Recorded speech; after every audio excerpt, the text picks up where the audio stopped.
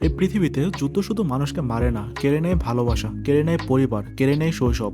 আজ বলবো এমন একটা সিনেমার কথা যেটা একবার দেখলে ভুলতে পারবেন না কখনোই। নাম হচ্ছে গ্রেভ অব দ্য ফায়ারফ্লাইস। গল্পটা দ্বিতীয় বিশ্বযুদ্ধের শেষের দিকের জাপানের কোবে শহরের দুই ভাই বোনের করুণ কাহিনী। শ্বেতা, যার বয়স মাত্র 14 বছর, আর তার বোন সেতসুকো, তার বয়স মাত্র 4 বছর। যুদ্ধের ভয়াবহতায় মা বাবাকে হারিয়ে তারা শুধু একে অপরের উপর নির্ভর করে বেঁচে থাকার লড়াই শুরু করে। তাদের কোনো ঘর নেই, তাদের কোনো খাবার নেই, তাদের নেই কোনো সমাজের সহানুভূতি। যুদ্ধ যে কতটা নির্মম, কতটা নিষ্ঠুর তা বারবার মনে করে দেয় এই সিনেমাটা। খাবারের অভাবে ক্ষুধার জ্বালায় হারিয়ে যায় দুটি শিশুর নিষ্পাপ প্রাণ। একজন ভাই, তার কাছে সম্বল বলতে রয়েছে তার ছোট বোনের নিষ্পাপ চেহারা আর তার ছোট বোনের নিষ্পাপ হাসি। গ্রেভ অব দ্য ফায়ারফ্লাইস এটা শুধু কোনো যুদ্ধবিরোধী সিনেমা না, এটা একটা ভাইয়ের অঙ্গীকার, একটি শিশুর নিষ্পাপ জীবনের গল্প, এবং আমাদের সামনে রাখা একটা নির্মম বাস্তবতা। যুদ্ধের ভয়াবহতা শিশুদের চোখ দিয়ে দেখা। যারা মনে করেন অ্যানিমেটেড মুভি মানে শুধু বাচ্চাদের জন্য, তাদের চোখ খুলে দেয় এই সিনেমাটা। এরকম আরও ভিডিও পেতে সাবস্ক্রাইব করতে পারেন।